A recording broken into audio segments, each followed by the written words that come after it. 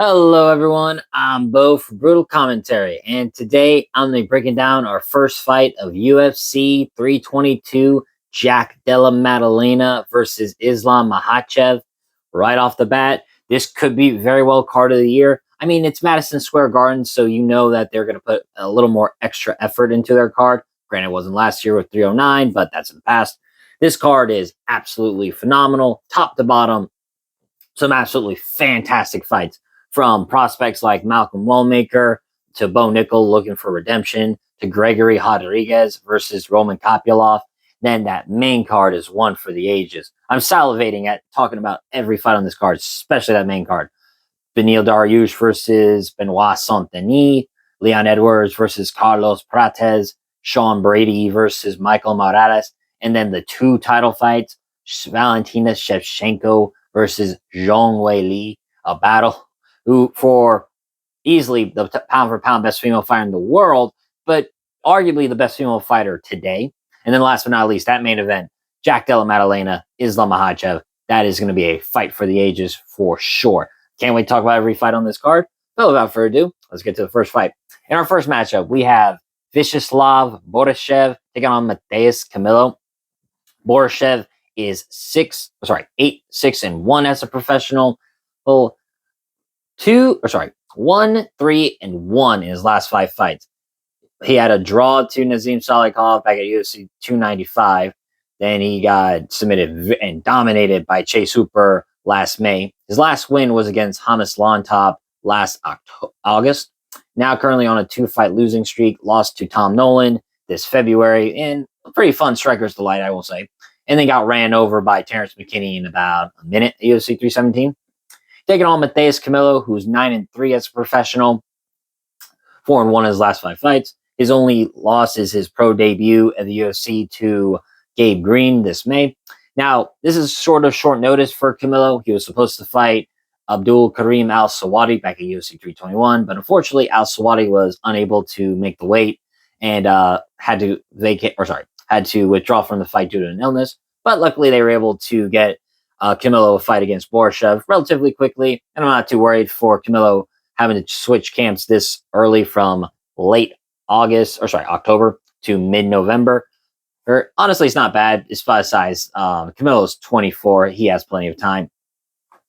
So, looking at their overall styles, I'd say it's a well-rounded in Camilo versus the specialist in Borshchev. Looking at Borshchev, at his core, he's a rhythm fighter. Borshchev comes from a decorated kickboxing background, and he's shown it in almost every single one of his fights, his posture, his timing, and even his Borshchev's choices of combination.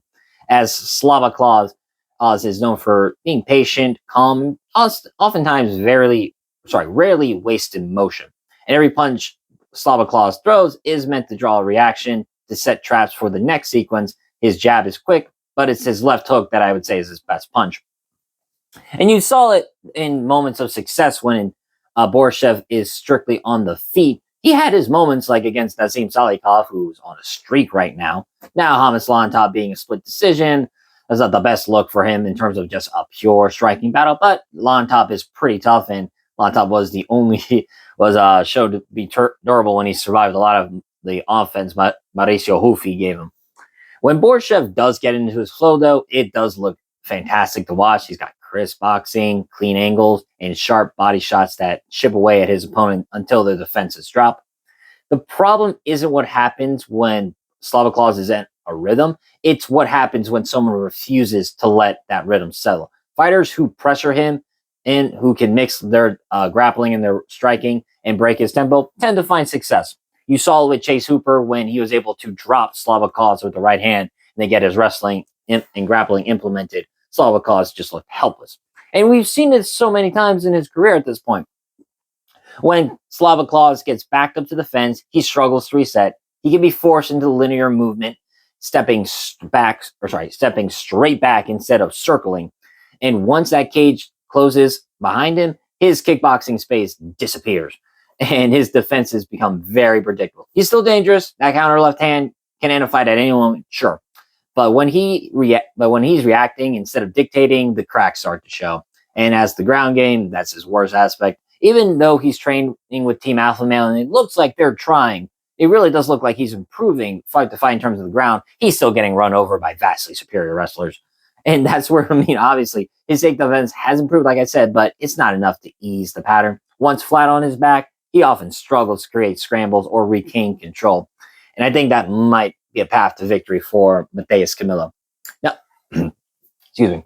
Looking at Camilo, he is the kind of young fighter who doesn't have one standout skill. Instead, he's kind of built a complete identity. He's not elite in any single area yet, but he's good everywhere. And that balance can be suffocating for a specialist like Borshchev. On the feet, Camilo's pretty patient. He uses good leg kicks and that long jab to manage distance. And he'll throw straight punches to the head, then pivot to calf kicks. Not necessarily to score damage early, but to set up the next phase of his attack. And what stands out most is his composure. For a young fighter, he doesn't rush. That being said, though, I've noticed that when Camilo gets pressured himself, he is not as good, and he does tend to gas. It showed with Gabe Green when Gabe Green showed no respect for Camilo as the fight went on. Camilo made some pretty bad mistakes, I would say, in both the grappling and the striking. But if there is one strength to Camilo, I would say it's his transition. He doesn't shoot just a single takedown. He will layer it, a jab to the level change, a body kick to a clinch entry. And once he's on the inside, Camilo uses his underhooks and body locks pretty effectively. As in the first round, he did have a lot of success with that grappling against Gabe Green. Even had Gabe Green in a tight triangle choke. And often dragging opponents down along the cage. On the ground, Camilo is very good with his top pressure and prefers controlling short damages. Like I said, though, he will hunt for submissions at times. And if there is, like I said, one thing that is worrisome is that he is still developing his defense and he still can get hit pretty clean, Camilo. But being so young as he is, 24, he'll be 25 in like 2 months, he can recover rather quickly. And the youth, the pace, and the willingness to grind, and all that does make him a dangerous fighter as his career goes on. Now, how these two meet, I feel like it's kind of cut and dry, more or less. 1 second, please.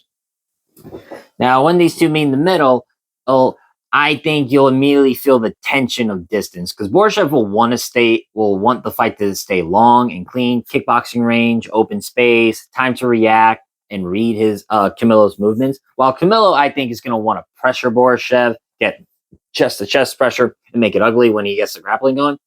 The early moments will be critical, and if Borshchev can establish his leg kick and jab early, he'll start to dictate the pace, and you'll see him working that classic rhythm: jab, body shot, circle out, maybe a high kick to keep Camilo honest. But if Camilo can take away that space early, force Borshchev to retreat and reset, the fight changes immediately. Because Camilo doesn't need a big slam or a clean takedown. He just needs contact. Every clinch, every moment against that cage is going to drain a striker's gas tank and rhythm. And Borshchev's offense relies on breathing room. And while Camilo probably going to try and suffocate him. And as the rounds progress, this will become a battle of tempo. Can Borshchev maintain his clean striking pace while getting tangled in grappling exchanges? Or will Camilo keep him on the defense, force mistakes, and break his structure? With that said, I got to go with Matheus Camilo. If Camilo can get this fight to the ground even a few times, he can control long stretches of this and build momentum. I can even see him finding a submission in this fight. And not to mention, if he can make Borshchev hesitate, then Borshchev's going to think twice about throwing combinations because he's going to fear the takedown and might start throwing single shots. And then the striking advantage he has over Camilo is going to fade. And that's where Camilo is going to is going to bring the fight to his favor. So while Borshchev is clearly a much polished striker, but MMA rarely rewards that cleaner technique. It rewards the fighter who can impose their game and adapt on their fighter. With that being said, I just think Camilo's versatility, pressure, and grappling give him more ways to win. So my official prediction, I'm going to go with Matheus Camilo. Whether it's decision or submission, I believe his youth, his pace, and ability to blend his attacks can probably get him a decision win, but I think a submission is live in this fight. He does have some good grappling, and Borshchev has shown a deficiency when it comes to his submission defense. But with that being said, I've been Bo from Brutal Commentary. If you liked the video, leave a like and subscribe. also leave a comment down below on who you think's going to win. But with that being said, stay calm, stay respectful, and enjoy the violence. See y'all next time.